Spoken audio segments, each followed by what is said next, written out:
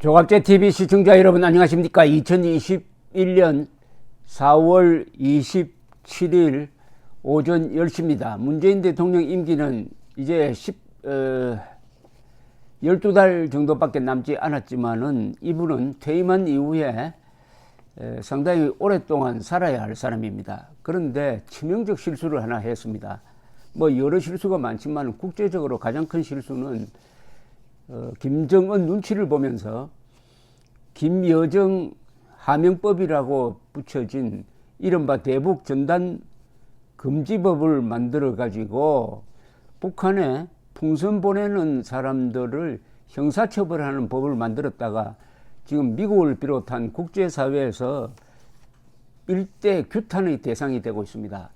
문재인 대통령은 이제 인권 변호사라는 말을 자칭할 수도 없게 되었습니다. 가짜 인권 변호사다 하는 평판이 이제 굳어지고 있습니다. 더구나 최근에 미국 의회가 이 문제를 가지고 청문회를 연 데 이어서 미국에서 활동하고 있는 국제인권단체, 특히 북한 인권을 다루는 단체에서 일제히 바이든 행정부에 또 바이든 대통령에게 압박을 하고 있습니다. 바이든 대통령이 문재인 대통령에게 영향력을 행사해 가지고 이 법을 수정하든지 폐기하도록 해야 된다고 막 목소리를 높이고 있는데 미국 국무부까지도 나와서 이런 움직임에 동조를 하고 있습니다.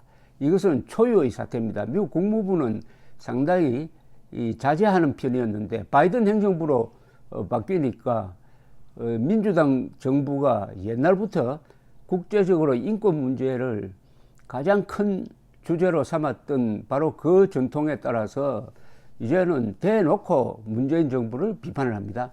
미국 의회, 미국 국무부, 그리고 인권단체 일제히 이 문제에 대해서는 목소리를 높이는데 북한에 풍선을 보내는 그것은 민주주의가 보장하고 있는 표현의 자유다. 그러니까 민주주의를 하는 것이다. 풍선을 보내는 그 행위가 민주주의를 하는 것이고 그것을 저지하는 문재인 정권의 행동은 그 민주주의를 파괴하는 것이다. 이렇게 딱 규정을 하고 있습니다. 민주냐 반민주로 딱 가르고 있습니다.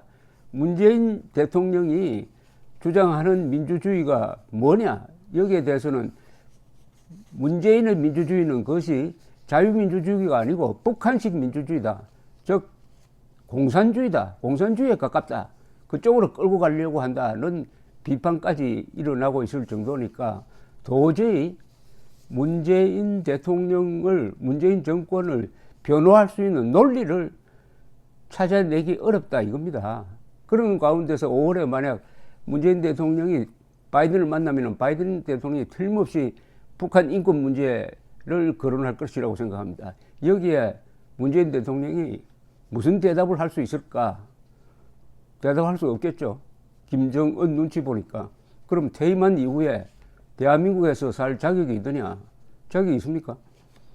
아니, 대한민국 국민을 보호하라고 대통령직에 앉혀주고 예산도 주고 군대도 지휘하도록 해놓으니까 그 힘을 가지고 김정은 한 사람만 변호하고 나머지 8천만 한민족을 다 외면한 문재인 대통령이 퇴임한 이후에 대한민국에서 살 자격이 있느냐 이겁니다. 양산에서도 오지 마라고 하는데 어디를 가야 될지 심각하게 생각해야 될 것 같습니다. 더구나 박상학 자유북한운동연합 대표는 25일부터 다음 달 1일 사이에 대북전단 50만 장과 1달러 지폐 5천 장 소책자 등을 북한에 살포하겠다고 예고를 해가지고 이 충돌까지 지금 예상되고 있는 상황입니다. 이 북한 주민들을 위한 전단, 돈, 초콜릿, 성경 보내는 것은 대한민국 국민의 권리요 의무입니다. 이런 걸 하면은 징역 3년형에 처한다는 이 법을 만든 문재인 정권, 이 당군 이래 이런 반민족적 행동을 한 사람이 없습니다. 김일성을 빼고 말입니다. 김일성은 인간이 아니니까. 지금 이 국제인권감시단체 중에서 가장 큰 단체가 휴먼라이츠라는 단체입니다. 이 휴먼라이츠의 조 시프튼 아시아 국장은 미국의 소리와 전화통화에서 신랄하게 문재인 씨를 비판을 합니다.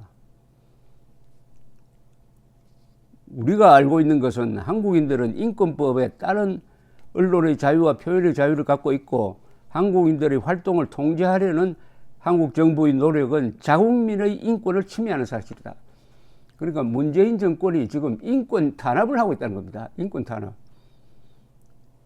인권 탄압. 진짜 문제는 수천 장의 대북 전단 살포가 아니라 한국 정부가 북한의 인권 문제에 대해서 북한을 압박을 해야 된다는 이 정책을 포기한 점이다. 한국 정부는 유엔에서도 그런 활동을 포기했다. 이제 이 문재인 정권의 반인권적 행태가 이번 이 대북 전단 금지법을 계기로 해가지고 만천하에 지금 공개되고 있습니다. 존 시프턴 휴먼 라이츠 워치 아시아 국장은 이어서 한국 정부가 북한인들의 인권을 보호하는 것보다 김정은을 기쁘게 만드는 데 관심이 있다.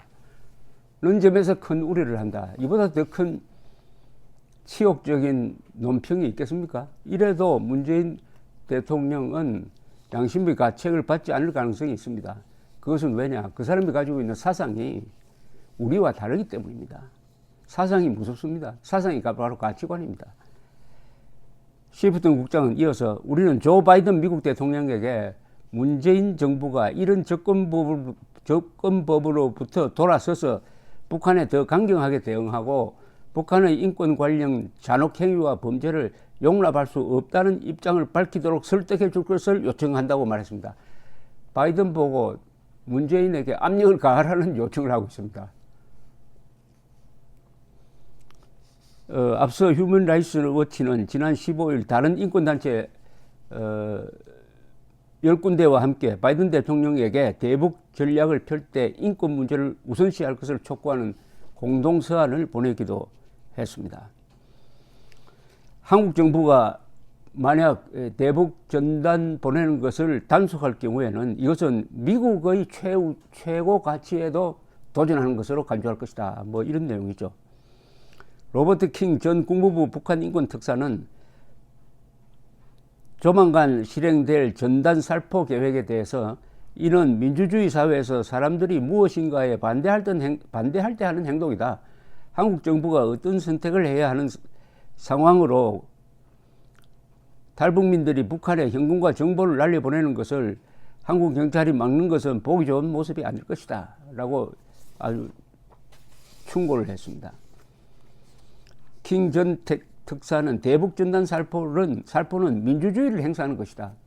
민주주의를 exercise in democracy more than anything else. 어떤 것보다 표현의 자유가 가장 민주주의를 행사하는 권리다. 이런 뜻이죠.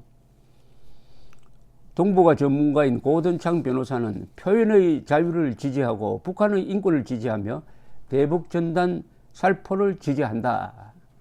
전단 살포는 긍정적인 변화를 가져올 수 있고 문재인 정부는 이를 금지해서는 안 된다라고 했습니다. 그리고 이 미국 국무부는 VOA의 질문에 대해 한국은 독립적이고 강력한 사법부를 갖춘 민주주의로서 해당 법을 재검토할 수 있는 수단을 갖고 있다는 사실을 존중한다고 밝혔습니다. 이것은 헌법재판소에서 이 부분에 대해서 위헌 판결을 내려야 된다는 것으로도 들리고 국회가 이것을 이 법안을 수정해야 된다는 뜻으로도 들립니다. 미국 국무부는 미국은 전 세계에서 표현의 자유를 정진하고 지지하며 여기에는 한국처럼 소중한 동맹도 포함된다.